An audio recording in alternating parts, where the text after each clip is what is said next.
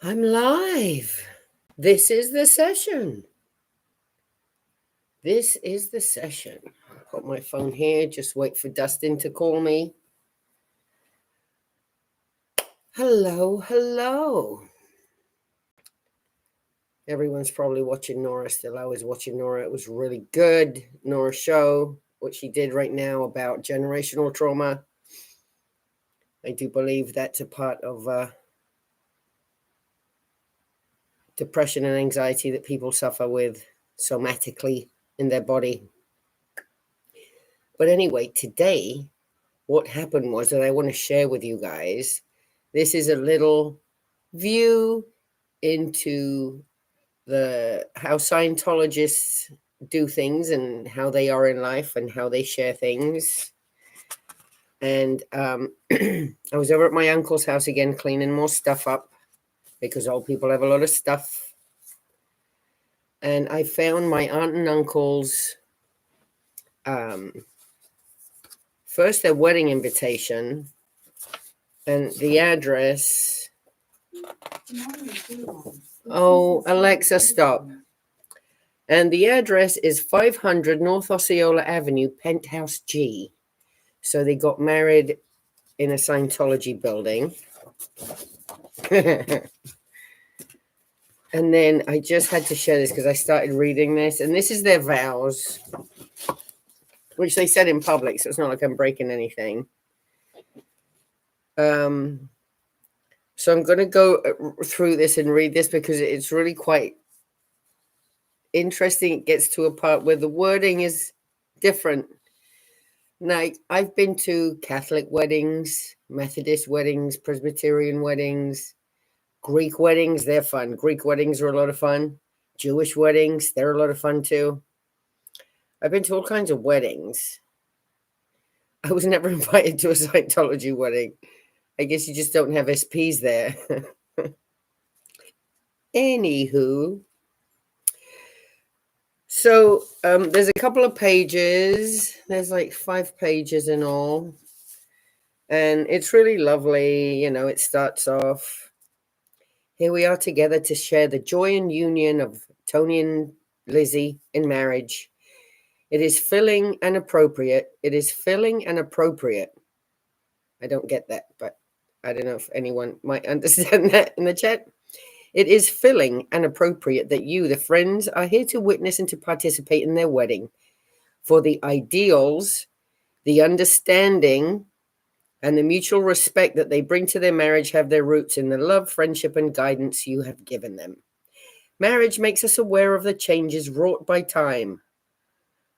I mean, yeah, they were both old. I think it was like their 3rd or 4th marriage, but do you have to be so blunt about it?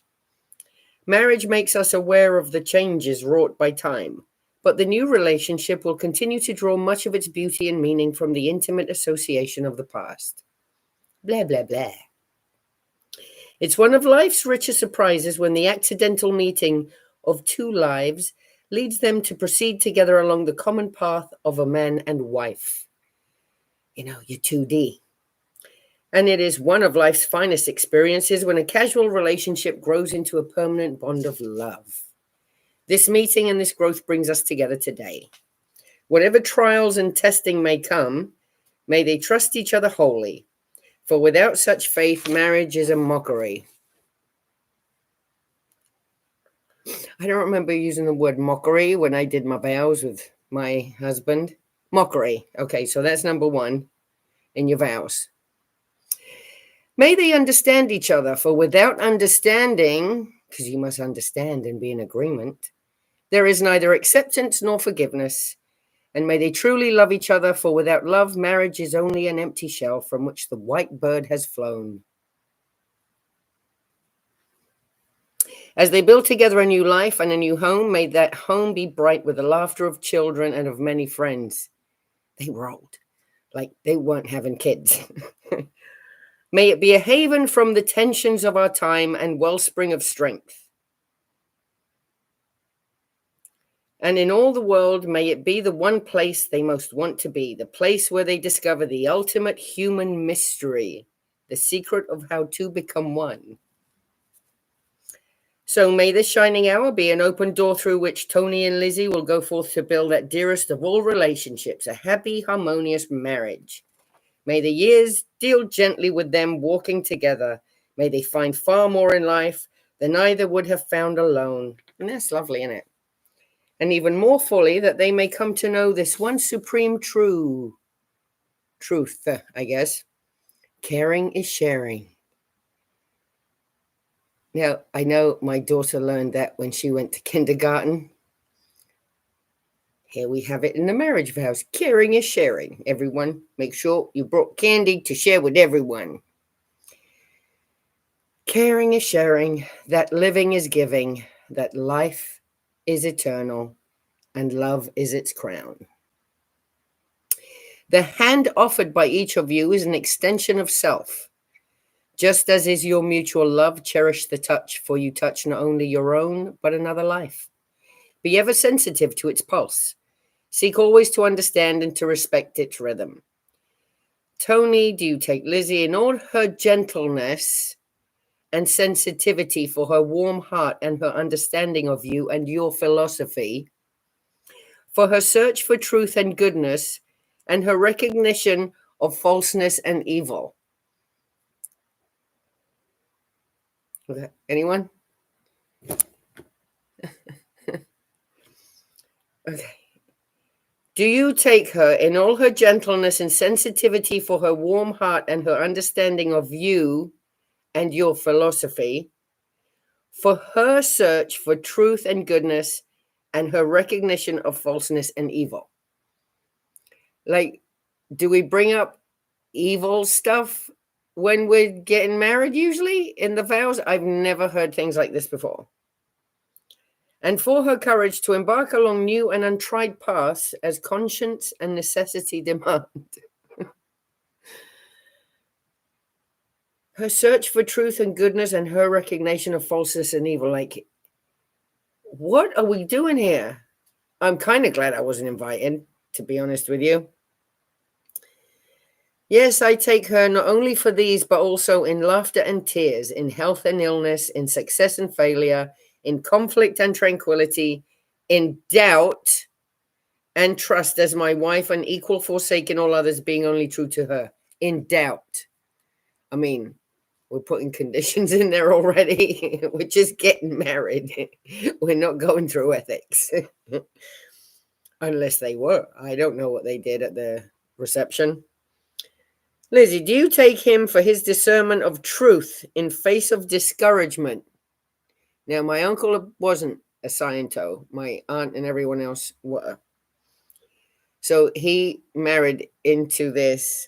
Do you take Anthony for his discernment? What, did he discern correctly who to pick because she was a Sciento? Of truth in face of discouragement. His pursuit of a simple life amid worldly distractions. His strength to follow the course his judgment dictates, and his deep love of his fellow man. Like, who are we marrying here? Each other or everybody? Yes, I take him not only for these, but also in laughter and tears, in health and illness, in success and failure, in conflict and tranquility, in doubt and trust, as my husband, and equal forsaking all others, being only true to him. Let the precious metal of these rings remind you of the preciousness and the purity of the vow you take this day.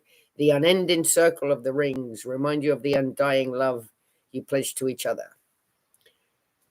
They place rings. With this ring I thee wed, and with all my worldly goods I thee endow. My name, my wealth, my life, my all, until life has ceased to be. That's a bit much in it. That's a bit heavy. And then at the end, what I do love is they have love is patient, love is kind, love does not boast, love does not envy, love is not proud, love is not rude, love never fails, love has no boundaries, and love always hopes. You know where that comes from, right? The Bible. So in the end, it all comes back to the Bible. So I just thought that was a really odd, right? Hey, everyone, I'll have a look. I'll have a chat with you guys in a minute. But first of all, what they're building here, and then, make sure that there's no evilness in there. Like, depending on what you believe, your philosophy in life, it was real funny. So I just really wanted to share that with you guys. Because, I don't know, I got to share this and get this out of my head. I don't know what to do with it. And some of you are interested, which pleases me no end, because it gives me something to yap about, and I'm a good yapper. Lady Jane out, hello. Bob, hello. Creepy B, hi. Popping in to say a quick hi. Oh, quick in and out. Bob, verbal diarrhea. Oh, is that how we're feeling? You look beautiful. Oh, thank you, Creepy. Hi from North Georgia. Hi, Miss Sunrise Dawn. Hello, Anna Banana. Hello, everyone from Maryland. God's Angel, hello. Thank you, thank you. I know, I had to go over to my uncle's house again and move stuff, and it's 150 degrees outside, 200% humidity. So it was awful. I had to take a nice shower, and then I sat down to watch Nora there for a bit. And I thought, oh, I got to go on and tell everyone about this, because this is kind of funny. That even in marriage, when they're writing their vows, they still have to include something about being in ethics or being in some kind of condition or something Sciento, just something. And then I also found a vision board that they had together. That was really cute. I don't know how LRH would have felt about vision boards, but it's funny how people they always want money. You always want money when you do a vision board. And funny, doesn't always come, does it? Hello, everyone. Hello, Anna Banana. Oh, hi, Brian. Good evening. Thank you for popping in. Thanks so much for streaming. Well, I can't go out and stream, and I really want to. I really want to go downtown, but it's so bloody hot. It's so hot right now. Ooh, Club Brain Fog room raid. Thank you. Thank you, Club Brain Fog. Thank you. Thank you for the room raid. Hi, Fuzzy. Thank you so much for room raiding. That's lovely. Yeah, it's really hot. Like, I've driven around Flag and I keep seeing they're all running around. I'm like, I need to step out of my car and show them my phone. And then they're all Scarpa. But I can't do that, because that would mean getting out of the air conditioning. That's not a good idea. And even though I did appreciate coming back from Minnesota, because the weather in Minnesota was excessively humid, excessively hot. We had the storms running through while we were there. But it was nice to come back to, it's been cloudy and overcast and kind of gloomy here, but at least it was a little cooler. But today it was back to ravage your ass hot, very uncomfortable. Oh my God. You just feel like, number one, you're 2 miles away from the sun, and that's just beaming at you from the sky. And then that heat kind of hits your insides, and then your insides kind of explode a bit. And this heat just comes out from within you, and you just sweat. You just sweat. You have no water left in you. My eyeballs feel dry. Oh, you just can't stay hydrated at all. It's awful. So I can't wait for it to cool down a bit. Now, this Saturday, I will be going out downtown, whether it's hot or not, because Scientology is having a block party. Yay! And I'm going to go. I want to see what the hell's going on down there at the block party. They didn't let me into the Winter Wonderland. So Saturday afternoon, I might be streaming from downtown Clearwater, while everyone else is at the Styx concert. And I hope they have a really nice time. So Saturday I will be going out. That'll be fun. Now, another thing I wanted to kind of share with you guys is, hello, Anna. Ooh, Yeah, Scientology, bloody parents. Well, that's what I want to do, some more talk about that. Since Jenna's mom worked in the machine room on the Apollo, have you asked her if she may remember him? I've asked a lot of people who were on. I'm trying to get a hold of Hannah Eltringham too. I want to talk to her because I'm wondering if she'll remember him. I bet he got into it with her because he told me. So I'm sure she's got to remember my dad, at least Hannah. Not many people do. I asked Janice. Now, Janice was young when my dad was on the ship.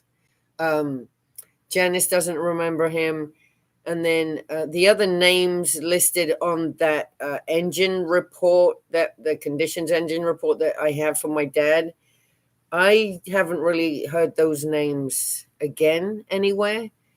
So I don't know if these people are still in Scientology, if they're not, if they've passed. But I really can't find anyone that remembers him, to be honest with you. And my dad's not that forgettable. He's very Scottish and he's very direct and very gruff, very abrupt. Like he had no empathy whatsoever in him. Like when talking to people, oh God, he was so curt. I know that's one word. No, and I think Jenna's mum was on the Apollo after my dad because my dad was one of the first Sea Project members. So that was the early 60s. And I think Jenna's mum was on there in the late 60s, possibly, and then the 70s. But I know my dad jumped on, he was on the Royal Scotsman. That was the second ship. The first one was the Avon River. And then the next one was the Royal Scotsman. And that's the one my dad was on for a bit. And then he blew. And then he came back with his wifey on the Apollo, I believe. Oh, was it on the Royal Scotsman? I've got to keep reading through that thing. But he came back with a wife because he didn't want to sleep in the stinky room, in the bunk room with all the other people breathing on each other and farting. And, oh, I can't imagine. Oh, but he said it was smelly. Because I watched one live that Janice did, and she talked about that, the stinky bedroom on the ship. And yeah, my dad remembered that. That's for sure.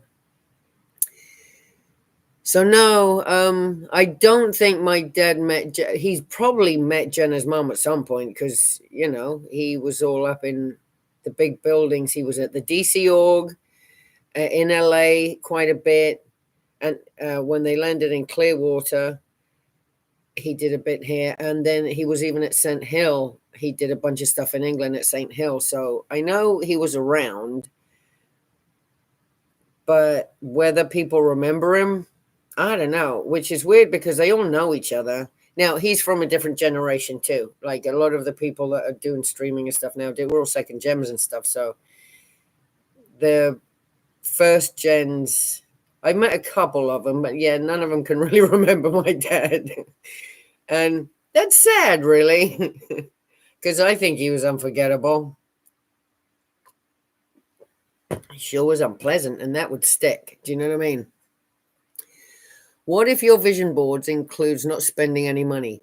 Well, see, that's what I did. I did a vision board, and it wasn't about money, and it wasn't just things. I guess it was more concepts because I didn't want to sound greedy, even in my vision board. Didn't work.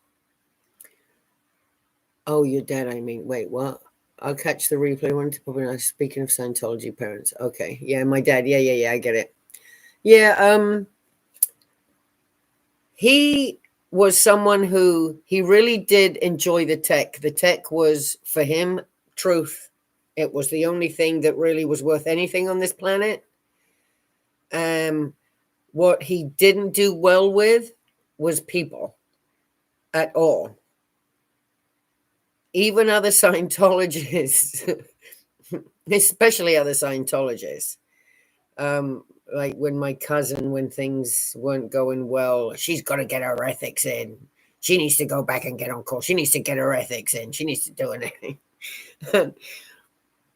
It's like, well, why don't you just take her out to lunch and have a good chat with her since you know so much? But see, that doesn't happen. Amber, hello. See, well, that's it. I don't know if Janice, I think at some point my dad and Janice definitely crossed paths on the Apollo. She doesn't remember because when Amber, when Janice came to Clearwater and she did a little meet and greet. It was wonderful. It was so great to meet her after hearing all her stories. And every story she tells is my dad was there, so they had to have crossed paths, but she didn't. I go, do you remember a really grumpy Scottish man on board? And she's like, no, I don't. I'm like, oh, well. And my dad, like, in his writings, he writes how friendly he was with LRH and Mary Sue and them lot. But in his writing there, he kind of bitches about everyone else who's on the ship. They're all a bunch of idiots. Everyone always was insane. Anyone else that wasn't him was insane, crazy. They didn't know what the hell they were doing. The world is insane. That's how my dad lived. That the world is insane, so there's no point talking to him. So when he talked to someone, he did that tone matchy thing, and he would come down to their level. Like, well, I asked Tony about soccer, just to share something with him, just to bring it down to his level. And that's so narcissistic and so condescending. It's so rude. No, you were having a conversation with him about Liverpool, the scores. You weren't matching tone. So he always lived like that. It was so annoying. He just could never get away from it. It was always in there. And I don't even know why I'm telling this right now. Why did I go this way? But he didn't like other people at all. And he wouldn't even let me speak to the neighbors. The neighbors, since my dad's passed, it's been only 2 months now. The neighbors are like, "Oh, you're delightful." I'm like, "I know." Who would go figure? Who'd guess? Who would have thunk it? So he wouldn't. Anytime we went outside, I had to be right there next to him. And I was his daughter. I wasn't even his wife, but it was just kind of weird that way. And as soon as one of the neighbors, "Oh, hey, how about the weather or whatever?" he would just. So I'd be like, "Oh, okay, see you later, nice neighbor. Yeah, see you later." So if I went out on my own, I would be talking to the neighbors and always looking around to see if my dad was watching. And that's very uncomfortable. It's really uncomfortable. Very unpleasant. Not a nice way to live. So I came here in the middle of the pandemic, started looking after my dad, and I kind of stayed in lockdown until just 2 months ago. I wasn't really allowed to do anything. And I'm a grown woman. But that's having a Sciento daddy for you. So yeah, Janice didn't remember him. I sent Hannah Eltringham a message on Facebook, but I don't know how much she checks her Facebook or if she answers people she doesn't know. But I sent her a copy of the little letter. What was it? Sea Organization, Royal Scotsman, Orders of the Day, Volume 1. Commendation to the entire new engine room officers and crew, each for his part in bringing engine room from doubt to emergency in under 72 hours. They are MSM, now Lieutenant Mark Sabine, who apparently was 14. Wiper, now WO, Bob Sheckler. Engineer of the Watch, now CPO, Jeff Walker. Engineer of the Watch, now CPO, Malcolm Neiman. Anyone ever heard of these people? S&D, now Chief Petty Officers, Carl Rosenkrantz and Sam Fullerton. That's my daddy right there. Electricians, now Chief Petty Officers, Bert Russo, Bob Pryor, and Jerry McClarty. Wait, Jerry McClarty, that sounds a bit familiar. Signed, LRH Commodore. So something happened in the engine room. It blew up and they got it back from doubt to emergency. And that was on the Royal Scotsman. I don't know if you can see that. That was not the Apollo. So that was the ship before the Apollo. That's what my daddy was doing. Instead of teaching me how to ride a bike or how to read and write or how to talk or how to dance or how to fish, he was off doing that, bringing things from doubt into emergency. I don't know if that sounds much better, to be honest with you. Would anyone want to just be living in emergency? Have you reached out to Ken Urquhart? No, and I really want to, because my dad remembers Ken Urquhart and he remembers Neville Chamberlain. Danielle Chamberlain. See, Danielle, yeah. I think they are the right era, and they were interviewed in Peeling the Onion. Yes, so Janice can connect you. Yes, yes, yes. See, that's what I've been thinking of doing. I need to do that because after I watched Janice talk to Neville Chamberlain, I came out, and of course his name's memorable because of, wartime Neville Chamberlain. I came out and I'm like, hey, Dad, do you remember a guy called Neville Chamberlain on the ship? And he goes, oh, I'm like, oh, he's still alive. And he went, oh. And that was it. That's all I got out of him. So my dad remembers him. And he kind of gave a little smile when he said his name, like, oh, hi. So he must have been a good guy. He must have gotten along fine with him. So that's good, because my dad didn't get along with anyone. He just hated everyone. He thought everyone was insane, especially if you hadn't done any Scientology. You're crazy. You have no tools for thinking. How you can even tie your shoes together, to him was amazing. So it was all KSW all the time. It's so annoying. I'm so sorry, Cheryl, but it sounds like your dad would not have been very supportive for you as a young child. Oh, no, no, he wouldn't. He would have, and he basically told me, him and his wife told me, I would have been sent off to the cadet org. And they told me, Jesse would have looked after you. Jesse would have raised you. And I'm like, who the hell is Jesse? To this day, I don't know who they mean. I don't know who Jesse would have been. But my dad and his wife basically told me, if you wouldn't have stayed with your mother, if you would have stayed here in America with your dad, you would have gone to the cadet org. I would have been raised as a Sea Org member. So I escaped that, but I didn't escape life. Whew. So yeah, that's for another day. Yeah, Neville Chamberlain. So I really want to Ken Urquhart, and he's seems like a really nice guy too. I asked my dad too, do you remember Ken Urquhart? And he's like, yep, I sure do. But that's all he would tell me. He didn't share anything else about being on ship with them. So I know he was out there on the high seas with those people. And I think I need to get a hold of Janice and see if she can hook me up with them and have some conversations, because those guys remember a lot. When you watch Janice's live streams with them, these guys remember everything. And the stuff they went through was a nightmare. And they really believed in the tech. They really believed that what they were doing was the right thing. And then, okay, so I watched Marissa's video. I love watching Marissa because she just gives a different insight. And she was explaining about the generational gap between the first gen Scientologists and second gen. Well, there is one, of course. There's a huge one, because the first gens were the ones that kind of started this whole thing, or got into it when it was new and built it up. And they saw it a certain way. Their outlook on life was just Scientology. And let's just, get this planet clear and let's save mankind. Oh, we've got stuff to do. Let's go read some stuff real quick. Listen to tapes. The Supreme Ruler. Go watch some motion pictures.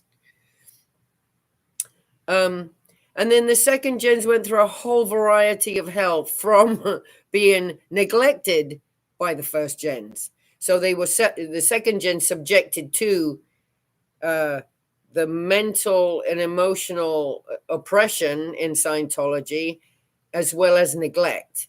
Where the first gens, they just went through and enjoyed their junk. And yeah, got into fights and got in trouble and all that stuff. But There's a huge difference between a first gen and a second gen, the way they see things. Absolutely. Now, we all know what Scientology is. First, second, third, fourth. We all know what Scientology is and how it affects people. We know that because that's what we're doing out here, talking about it. So that people don't join and they can stop being hurt by it. That would be great. I forgot where I was going with that now. Oh, sometimes you just get really upset there. The caboose falls up. Oh, so Crepitus, hello. You're here? Hello. Maybe I should read the chat a little and see what goes on here. Brian Lucas, unfortunately, no one escapes life. It happens to the best of us. Right. And yeah, it's just been a lot this year. It's been a lot of grieving for my dad died, and I'm grieving for the childhood I didn't have. I'm not just grieving him. I'm grieving for the dad I didn't have. I'm grieving for the dad I did have, and I'm grieving for the childhood I wish I would have had. Ooh, okay, let's not get dumb here. Let's not get stupid. John Van Geest, hey, thank you for popping in. Purple Groovy 69. Hey, bud. Oh my God, you guys, there's so many people in here tonight. Rio for life, Kim D. Took my grandson's concession shift at the movie theater. Oh, look at you working. Ah, pinche Becky, ¿estás aquí? Hola, buenas noches, ¿cómo estás, hermana? Te voy a ver pronto. Lady Jane out, hey. Elizabeth, I do not know his full story, so could not confirm or deny. I only heard the story shown peeling the onion. I know, I love watching peeling the onion. Oh, thank you. Thanks, Agrippinus. I love watching Peeling the Onion because those are the stories I'm finding out what my dad was actually doing. He did leave some writings, like that's what I've been. I've got to do the second part to Tales from the Crypt and finish his writings. It's quite interesting, but yeah, having a Scientology dad is really rough. Even if like Lara's dad's in there and Liz's dad's in there, even if we get them out, I still have the feeling that yeah, they'll be happy to see their daughters to a point, but there's that Scientology wall between them. There's always that misbonding. Oh God, that's me making up Scientology words now. You don't. There's a separateness that happens because of Scientology, and because the Scientology comes in between you. If the parent, if that's where they're at in their head, if that's all they live by, they want that for their child too, which unfortunately they don't see as damaging AF. But they don't even see that it's breaking the bond between them. It's really, really sad. So if we can get Bob Ferris out, that would be great. And I just hope he has, I don't know, Laura's dad too, Phil Anderson, if we could get them out, that they have enough humanity left within them that, to want to really hug their daughters. My dad hardly hugged me. I never got any Christmas cards, any birthday cards. He knew where I lived too. He knew exactly where I was. Yeah, nothing ever. And even then, when I lived with him here on my birthday, he would ignore me really well. Now, on his birthday, he would mention, "Oh, today's my birthday." And I'm like, yeah. The first year, I bought him gifts and a card. And he just kind of went, "Oh, thanks." I thought, all right, well, he's not used to getting stuff.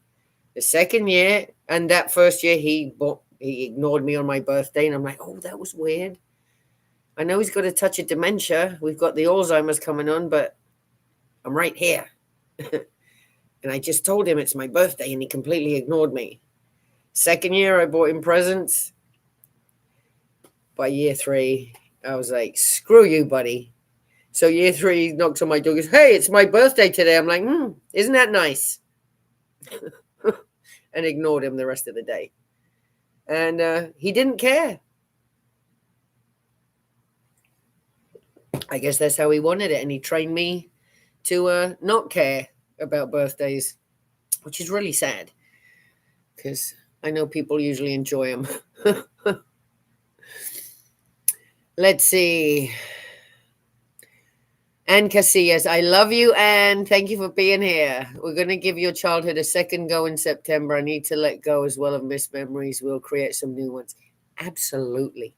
See, and that's what I'm doing now. I'm creating new ones with really good people. It's like this past weekend in Minnesota, meeting Wendy, meeting all the chatters and all the mods. I finally made Jersey Jan my mod. And I don't think she's here today in there. Yeah, it was wonderful. I'm making new memories with really good people that care. I'm finding, in this community, really big-hearted people, and I really enjoy that. That's what I want to be around. I guess, be careful what you ask for. You might just get it. Amber, it sucks having a parent in Scientology because you're always second to them. Yeah, and you know it. That's the thing, and you feel it. You know it. You can feel it just by the way they're talking to you. You're like, there's like this hopelessness that you get inside because they're never going to try harder than they are. They're just going to stop right there at that one spot and not cross it to make you feel loved and wanted and needed. No, ever, ever. The neglect is in your face. I mean, it's pretty apparent, and it's a bit jarring at first. As a kid, I was like, I felt really gaslit. Like, the way they're treating me right now is really weird. Is this really happening? You feel gaslit. You feel like you're losing your mind because it's like, this isn't how people treat each other, right? Because I know I've been treated differently by other people. This is weird. So you totally feel it. It's sad. It's really sad. It was rough. I'm wanting to play with all the healing people from SPT. Oh, yes. See, this is the place to come and heal. And like I say, in telling your story, it might be sad and all that, but in telling your story, you are going to help someone else. You're going to touch someone else, and someone else is going to be like, oh, I relate to that. And, it might just help them move along in their healing. So I always say, tell your story. You'll always help someone else, even if you don't know you did. It's really amazing. You made Cricket's whole year on that day with your hug. Oh my God, I forgot Cricket was going, and when I saw her, I almost freaking mowed her down. Cricket! That was so cool. I was just so happy to see everyone. It was a sad occasion because it was a celebration of life for Natalie's love. She's just lost. It was awfully sad, but it was what Tony would have wanted. It was joyful to where everyone was really loving being together and just having a really nice time. It was really nice. It was very, very pleasant. I hope that they're not too let down by their dads and who they are. People rarely live up to the expectations. I know that's true too. No, that's true. Your dad doesn't always have to be a Scientologist to suck. And I tried with my dad. I really did. I really tried breaking that bond. I really tried, nicely and not nicely. I did a little bull baiting, and he took it because I got real angry one day. So it was interesting. I did try though, and I know he knows it. Especially now he's on the other side. He better know it. Mexican long hair, welcome. Hello, honey. Wendy, howdy. Jennifer Mahurin, hey, hon. I remember a kid from school. His name was Mathurin with a TH, and you always remind me of him when I see your name. It's so cool. He was such a lovely person. I don't know where he is now. I hope he's okay. Good to see you, everyone. Cat ACDC fan. Hey, step back for a bit, except for a few. How are things? Yeah. You guys, I know, Wendy, you've been out there every day. You are like KSW and it keeping shit working. You are doing that. pretty soon we're going to put you in a black turtleneck. Yes, so yeah, having a Sciento dad is not the easiest of things in the world, and this is why I hope we can get Phil Anderson out of there. I hope freaking Phil Anderson walks by again, so Lara can, or someone can yell at him, like, "Dude, run now! The car, doors open. We'll take you. Let's go get tacos." So we'll see. But yeah, this was all about the weirdness that things married people say to each other in Scientology. I was reading the vows my aunt and uncle made, and I have to read this one bit. I just really have to read it while you're all here, real quick. Oh, hello, Tony. Oh, howdy, howdy, howdy. Hey, Poe, I'm trying to get done before you. Okay, so and so, do you take so and so in all her gentleness and sensitivity for her warm heart and her understanding of you and your philosophy? So she was a Scientologist and he wasn't. Her understanding of you and your philosophy is just weird. For her search for truth and goodness and her recognition of falseness and evil. When I wrote my own vows, and I don't remember using the word mockery, falseness, and evil in any of that. And it cracked me up when I found this today. I'm like, I have to tell everyone, like, how weird they are even in marriage. That 2D thing, you know. You can't get up to no good unless you're married. My dad kept asking me all the time, so when are you going to get married? I'm like, you don't let me out the house. How am I supposed to get married? Can't find a 2D stuck in the house. And I know he wasn't telling me, to go on any of those apps because he didn't know anything about them. And I wouldn't do that anyway. But, so when are you getting married? And I'm like, who are you talking to? Dude, I just went to Publix. Like, how am I supposed to find anyone in the produce department? And plus, around here, everyone's 85 and up. I'm good. So I'm still grieving my dad, and it really sucks. It's hard.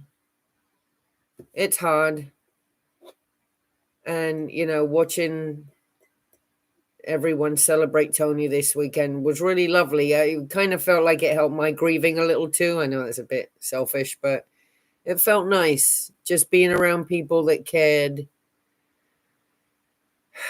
for the departed. And Tony was a good guy too, and his family were lovely. Oh my God, his sons, his friends, everyone was just so lovely there. I made friends with one of Tony's friends. He was in Landmark. He did the Forum, another cult. And then he joined Scientology. I don't know if I think Natalie's talked about him. I'm not sure. But he was fun. Oh, hi, Kellycopter. Yes, I need to get a hold of you. Oh, thank you, thank you. Yes, I took a shower, actually. Well, and I want to go out. So not go out dancing or anything.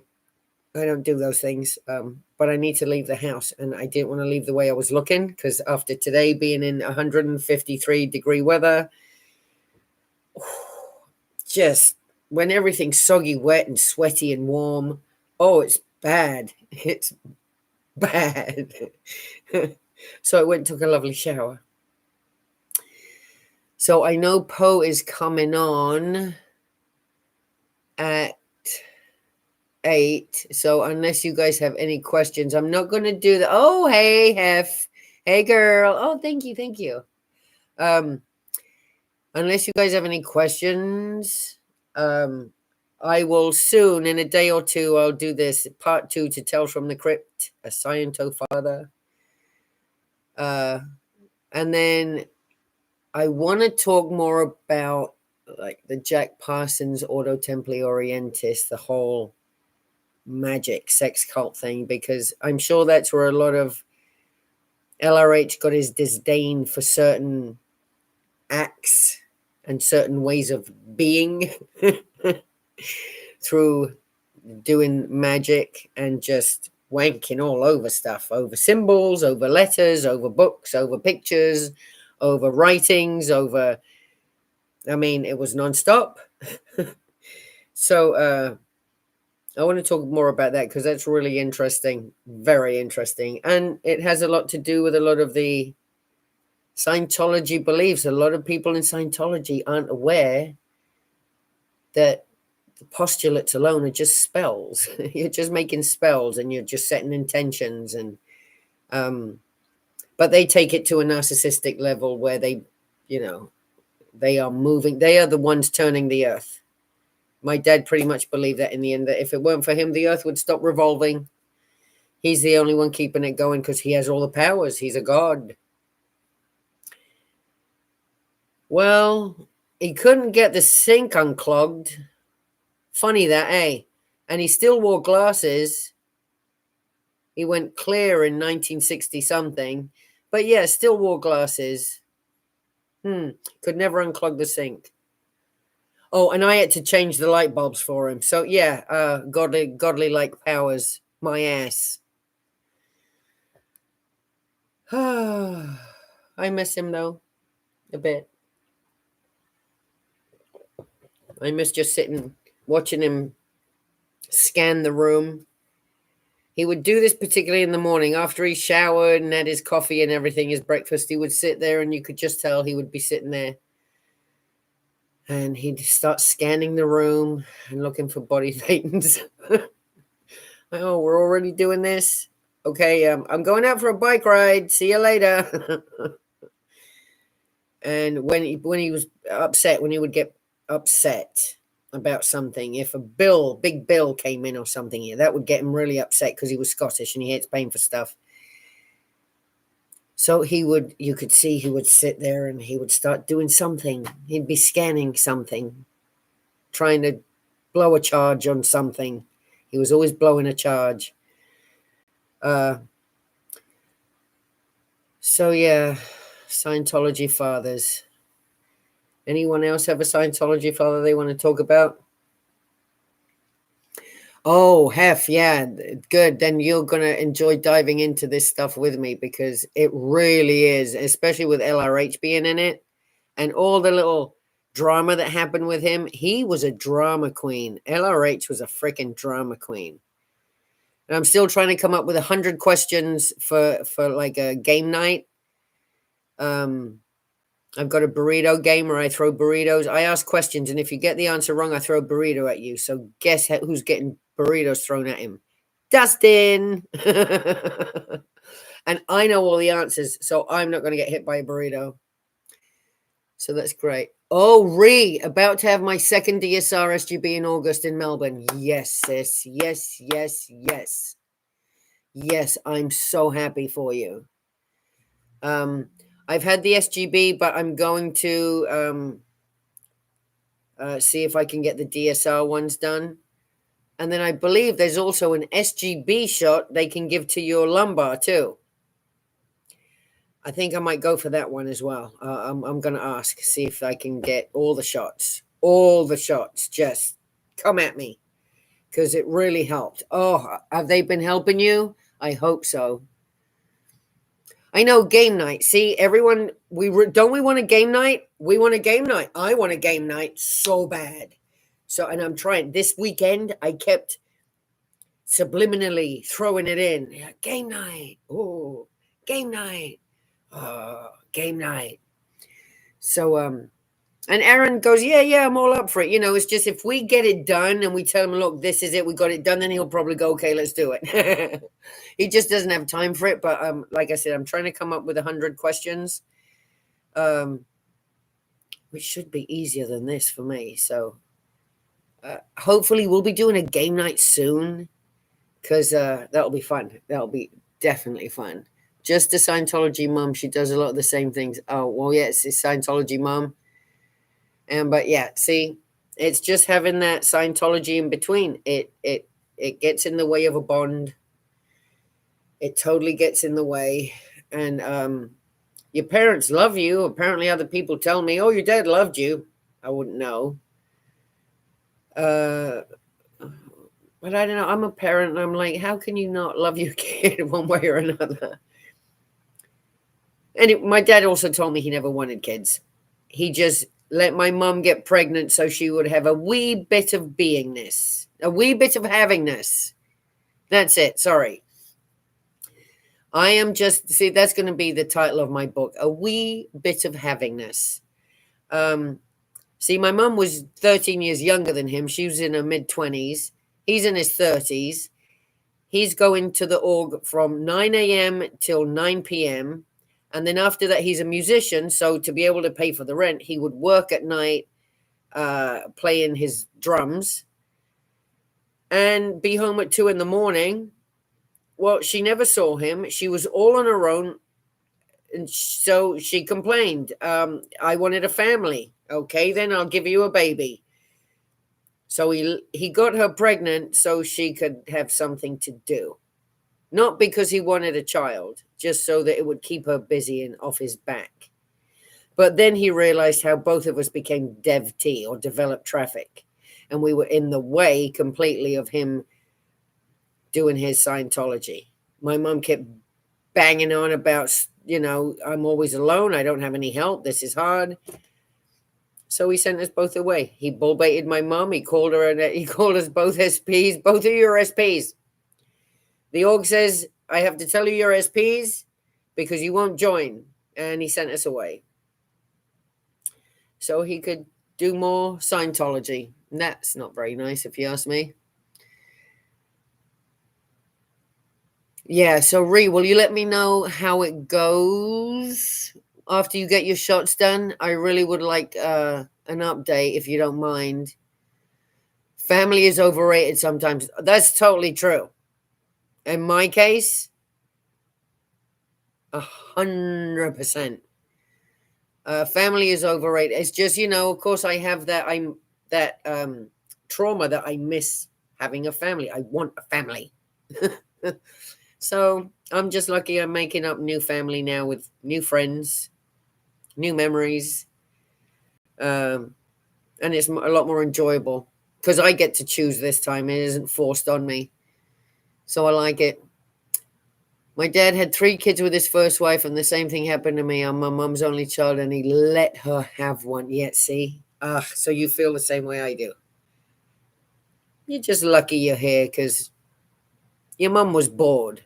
Oh, thanks, Dad. Love you too. And I don't think he realized how much that statement was so damaging to me. He didn't. I just remember standing there feeling cold. Like, wow, did he just really say that to my face? He didn't even hide it. Damn, man's got balls. But that's because Scientology had taken away all of his empathy and care and kindness, and he just didn't even see it anymore. And he, just wasn't there. We in Australia need to assist in getting these treatments for all people. Amen. Absolutely. Currently, the treatments are not covered by insurance for PTSI like in the US. Oh, they're not. Before and after shots, I'm also a trauma therapist with over 20 years experience working as a therapist. This treatment is remarkable, life changer. Right? Lady Jane out, thank you. I really appreciate you. Thank you. I really appreciate that. This treatment, this is why I need to get my life kind of settled, because I would like to sit down with Erin and find out how a foundation is started and talk to Marilyn on building a foundation, starting a foundation, because I really would like to have a foundation where we just paying out for people to get these shots. They've been incredible for me. And I just got the plain old stellate ganglion block, just 3 shots, 1 a week for 3 weeks right here at C7. I got the plain old boring ones that are just administered for pain. These aren't administered for the PTSD, PTSI, CPT, any of that. But it worked. It worked for me. So I'm wondering what would happen if I got the dual sympathetic reset ones, where they go in at C3 and C7 and they go in at both sides. I would really like to get those done and see what happens. But then once again, I just found out, I believe that there's a stellate ganglion in your lumbar region, and they can they can do the same thing there. Hello, I have back pain. I've had back pain for over freaking 30 years. It would be great if you have something that only costs $10 to put in my back and make me feel better. That would be nice. This is such a simple procedure.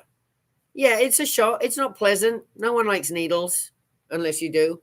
But it's just like a lidocaine. It's called bupivacaine or something like that. It's just like a little bit of lidocaine. That's all it is. It's nothing magical. It's not unicorn juice. It's not like fairy farts or anything in a jar. It's just lidocaine. Little shot in there. You hang out, you wait, and it totally resets you. It's like you turned it off and turned it on again, and it reboots. You don't feel like you're rebooting because they had, they gave me something where I was kind of dazed a little, just eyes open and awake, but I was a little dazed. So you're just feeling really relaxed. You don't really feel it. But then the next day, once it's worn off, the Horner syndrome's gone away and your sinus is working again, because like my sinus got real lazy and stuffed up because it was all asleep. Everything was asleep on this side of my face. But I really felt like I just kept taking these deep breaths and I just felt really relaxed, just very stable. And that word for me, that was remarkable. But yeah, I just felt very instead of feeling agitated and anxious as I'd wake up crying in the mornings. Before I even got out of bed, before my eyes open, I'd already be depressed and upset about the day. That stopped happening. I stopped having a lot of the weird, bright dreams. The invasive thoughts, like that OCD kind of the thoughts, they just come when it's your lizard brain just talking to you, just trying to keep you safe all the time from all the stuff you've been through. Didn't need it. Don't need her to be telling me anything, but she just keeps telling me stuff. And that stopped. So now I can just stand there and have a cup of tea and look around and not feel like I'm being chased by dragons or dinosaurs or dinosaurs or anything. And so at first I was like, okay, maybe it's the anesthetic or something needs to wear off. But after a week of having the first shot, after the first week already, my friend said, your face looks different. And I noticed that after Liz got hers done, when she came on again and she did a live, I could tell her face looked different. I understood what my friends were saying. That tense brow, the tenseness in your face when you've got anxiety and depression. There's just, even if you're masking, there's this tenseness. Well, apparently that went away because all my friends were telling me, you look so peaceful. I'm like, yeah, it's really weird because all my life I've been just a bag of nerves, shaking all the time and just awful. I'm still very jumpy. I'm still very nervous. I just think my central nervous system just is that way.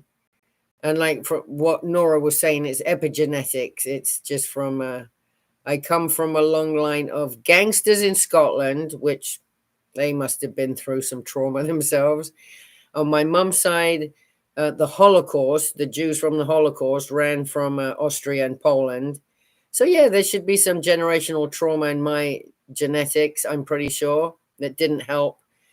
Then having a Scientology parent and a mum with a touch of narcissistic personality.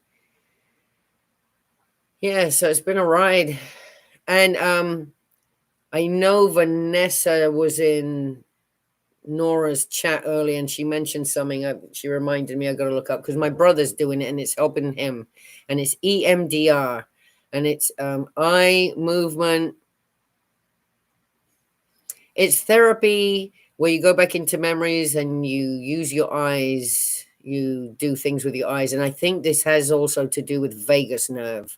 I think it resets the vagus nerve. I'm not sure, but I do want to look into EMDR because that's supposed to really, really help. Because once you get these SGB shots, these dual sympathetic reset stellate ganglion block shots, if you are getting them for trauma, obviously, then you should be doing some kind of talkie talk therapy too. It's always good to talkie talk. I haven't done it in a while because I had a Scientology.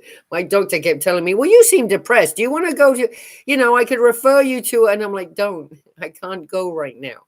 What do you mean? I live with my dad and he's a Scientologist. And then they look at me like, what? And I'm like, I know I'm a grown woman, but I can't do that right now. Like if I took medication, which I can't, I don't take any of the medication. But if I did, I could hide that from him. But it would be hard for me to hide, oh, I have to leave for an hour to go somewhere because he was always on me and controlling. So I just couldn't. So now I can. And I'm going to look at EMDR because my brother said he's getting some dramatically wonderful results from it. And I would like the same. No fairy farts. You're having neck surgery on the 24th, MacGyver. Oh, God bless you. You're having a fusion? Yeah, I had one. And now my neck looks like, look at this. It looks like I've got, what's this? Things dangling in my neck now. And they just gave me this horrible turkey neck and a big old gash. It looks like someone slit my throat.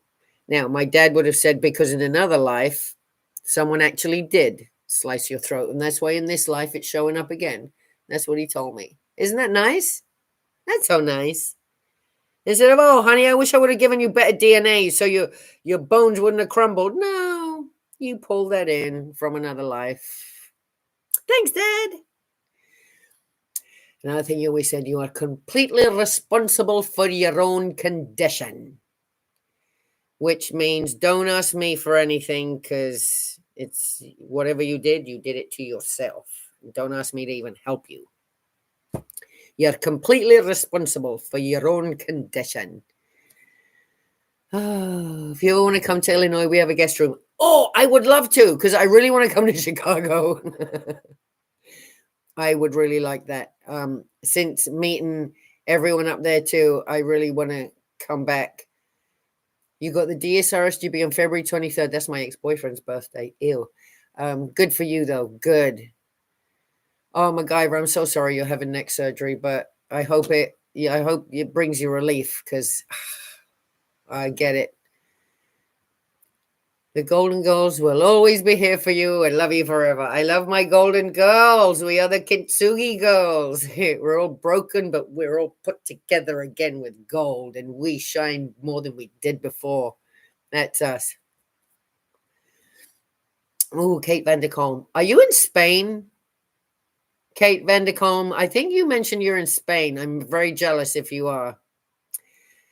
I wonder if the shots affect people with heart conditions like me. Does it cause more heart problems? I don't think it would, because if anything, I'm not having the heart palpitations I was having before. Now I have autoimmune disease, my thyroid. I'm hypothyroid, so sometimes it makes me have some heart palpitations. Now, I've got to say, since I've had these shots, before I was always hyper and like anxious and, oh, my stomach right under here, always felt, something in there. And I was having palpitations all the time. Since I've had the shots and I'm calmer, I haven't had as much heart palpitation going on. I've been a lot calmer. The only time is when I'm riding my bike or exercising and I'm raising, my blood rate, but my heart rate. But no, it really has helped my, wow. Yeah, see, I just thought of that. It really has helped my heart palpitations. So basically it's a reset to your sympathetic, your autonomic nervous system. And I know definitely that it has helped calm down my vagus nerve. And the vagus nerve touches every single organ on the way down. It's a very thick nerve that starts at the base of the skull and goes all the way down through the abdomen in the middle of the body. And it's attached to every single organ, the heart being one of them. So I just think that getting these shots, if anything, helps because it's relaxing to the body. You're not... so shocked anymore. So yeah, I haven't had as much heart palpitations as I used to. So thank you for making me realize that. Mama Opal, I love ya. I've had breakfast on my own since Monday. Wendy, oh no, I'm so sorry. I would love to try one of those Dutch boys. I'll come back and have some of that cream and the butter. Those pancakes. Oh my God, the food was so dang good. I want to come back up there just to eat. I hear Chicago has really good food. My vagus nerve is fried badly. Yeah, no, my adrenals, I don't even think I have adrenals left. I think there's just like two old little olives. Bitter olives are in place of where my adrenals used to be. But yeah, these shots are absolutely amazing, guys. So if there's a way, if you suffer from any kind of chronic pain, you can get these shots through insurance if you have insurance. Now I know in America, it just depends what insurance you have, what state you're in, and all that. But these shots are something so simple. If there's a pain management office near you, these guys know how to do this. It's a very simple procedure. A little bit of lidocaine into a ganglion. It's a little ganglion, a little gland thing, a little lump that you have sitting right here. That's it. And it resets your system. And it calms you down. Now, I did see on doing my review before I went and got the shots, of course, doing research, doing my own research, how we do here. I was doing my own research. And there was one comment from one lady, oh, I've been worse since I got the shot. I've been more depressed. It's awful.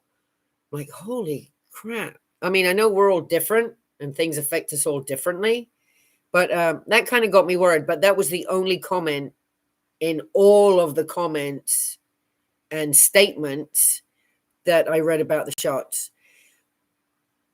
Everyone from PTSD vets to just traumatized, SA'd, abused women, raped women, anyone who's had any kind of abuse in that area, everyone was just spouting how wonderful these shots were and how they've helped incredibly. And like I said, you still want to do talk therapy if you went through stuff. Like I know I still want to, but at least I've done so much therapy. I'm aware, but we could all use a little more because life is a journey. We could always learn more, can't we? Every day's a new lesson. But these shots are great. And like, even when I talked to Jamie Mustard, I told him, I go, I think these shots like should be handed out at Publix, at Sainsbury's, at Walgreens, just come in, you can get a shot. And this would mean a lot less Karens screaming at people in parking lots because they'd be calm. They wouldn't be going nuts and losing their crap over something so minor. And he said, actually, when they discovered that's what those shots did, that's what they originally started giving out those shots for hysterical women. Well, it makes bloody sense. Worked for me. But then, for insurance purposes, they kind of lost the whole thing with the mental health part of it. And they just give them for pain now. So I got mine for pain. And it did help the pain, the really bad pain I was having in my neck. I still have the fibromyalgia pain that's in there and the stenosis pain in my spine and stuff like that. But this horrible, horrific pain I was suffering from in my neck all the time, I don't have it. It's weird. So I'm going to see if they can give me another one on the left side and then one in my lower back. And if they can, one right here. That would be great. Because I have some CPTSD, and if it just takes another shot to get me through, hey, I'll take it. These shots are absolutely amazing. CPTSD, I can deal in talk therapy. Now stuff I had completely forgotten, I could work through it. Well, see, that's it. Like this, After I got these shots, they've taken out, they've, there was all this space taken up before of my little lizard brain just worried all the time. Worried, oh, what's going to happen next? Oh, God, yeah, what's going to happen next? So it just takes up a lot of space in there. And then once I had these shots, because my brain has more room now, I have more time to think about other things. And it's actually wonderful where I can keep a thought going. It doesn't get hijacked by an intrusive thought. It's wonderful. So I really want these, the DSI SGB treatment enables talk therapy to be deeper and more grounded, in my opinion.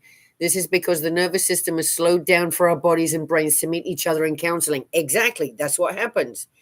Where my lizard brain would be at like 500 and my body was just trying to keep up with whatever my brain was doing. And, you know, the palpitations and all that, the anxiety and my digestive issues and just awful.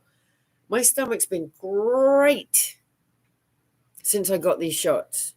I mean, I have adjusted my diet and stuff, but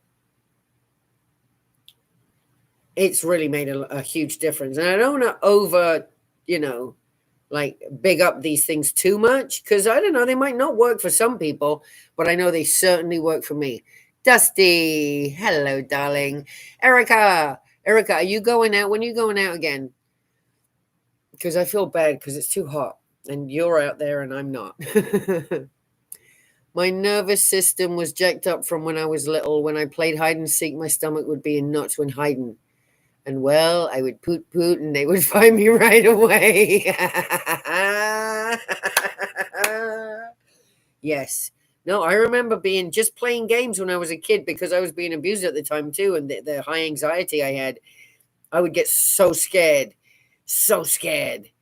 But yeah, as a kid, you just get through stuff. You just do it. Oh. It was a miracle. I'm zero religious. It's hard for me to be religious after growing up the way I have. I've grown up with people very religious, and I've grown up with people secular. And in both groups, there's good and bad people. It has nothing to do with their beliefs. Well, I mean, my dad's beliefs didn't help. That's why I'm here complaining. But I'm just saying, like, even the Catholics that I grew up with and stuff, there are good and bad people in all groups. It doesn't necessarily have to do with the group they're in, per se, but I just had a lot of shitty people around me.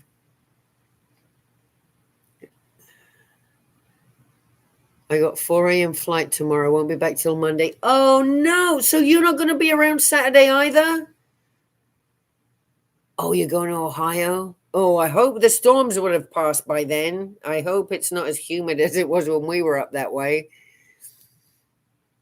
Oh, the miracle part. Yeah. Yeah, not sure of an exact time. Hoping end of November, beginning of December. Oh, what? You getting the shots, Tanya? Because that would be cool. It'll be 66 degrees when I arrive tomorrow morning. Oh, see, that sounds nice. 66 degrees sounds cold to me. I've been in Florida too long already, guys. Hey, I'm in Ohio, and yes, the storms have been nonstop. See, the storms are still running through, aren't they? Yeah, I mean, I've lived through hurricanes here in Florida, and that storm in Minnesota that we had the other night that knocked out our power to the Airbnb was just scary. I went and stood outside like I do here usually in storms because I'm not very bright. And I didn't stay out there long. I'm like, this is scary. I'm going to get blown away. The sky was lightening up. Like Nora would tell you, the sky was just lightening up. Like everything was on fire. The wind was howling. The rain was coming sideways. And I'm like, yeah, this isn't even cute to stand out here and watch. I'm going back inside. So I did. And then it knocked out the power. And we were on a house that had a pump. It was powered. The pump was powered. So we didn't even have any water. We were on a well. So we had to leave the Airbnb. It was a beautiful Minnesota home too, gorgeous, with a creek behind it, just so, it was lovely. Absolutely beautiful. So 66 degrees sounds so nice. Oh yeah, that's right. You're coming back to Clearwater to see me. That's right. You're coming back in December. That's right. I forgot. See, Dusty agrees. 66 is freezing. It is when you're here. 66 is cold. Yeah, stay safe, girl. Because though, but you're if you're in Ohio and you know how you do, um, and like people have basements and stuff out there. It's so nice. You can go hide in the basement. That's what I'd be doing all the time. I'd always be in my basement if I had a basement. I'd get a ping pong table. Siri is telling me that it'll be sunny all weekend. I hope she's not lying. Oh, yeah, I don't trust Siri. You trust Siri? I don't trust Siri one bit. And I have an Android. 66 is still shorts and t-shirt weather for me. Okay. Well, I remember being in Ohio. In the morning, it was snowing. By lunchtime, it was raining a bit. In the afternoon, the sun came out. And then by dinner time, it was snowing again. So it could be any kind. Oh, Sandy, I can't find. Did I get your number in my phone? Because I can't. I was trying to get a hold of you today, and I can't find your number.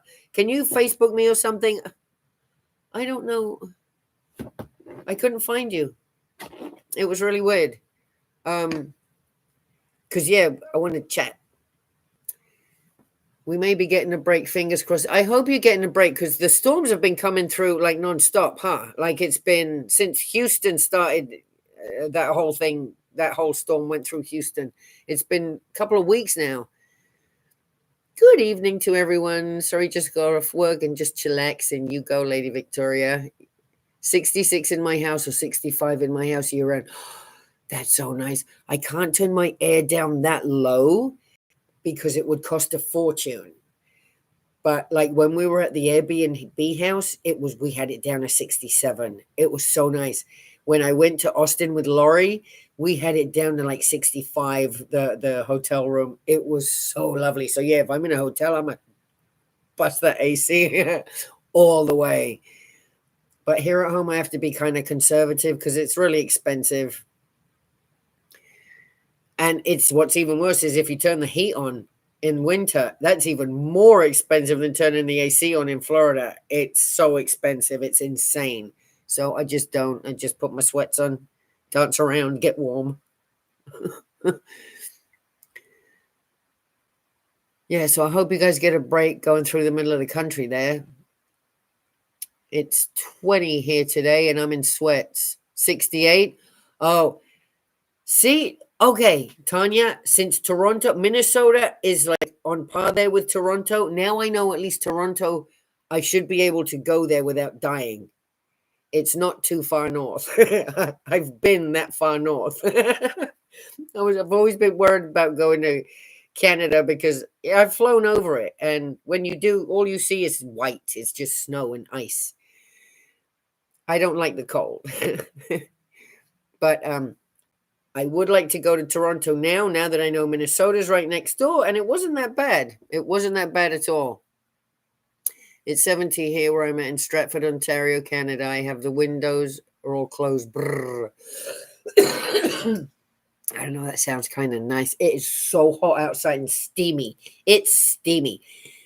Like the road, when you step outside, there's a piece of the road down at the end there, the end of my little block, the cul-de-sac. It's just the road is steamy. You can see steam coming off the road. It's gross. And I step outside and my glasses just steam up. Can't see anything. It's ridiculoso.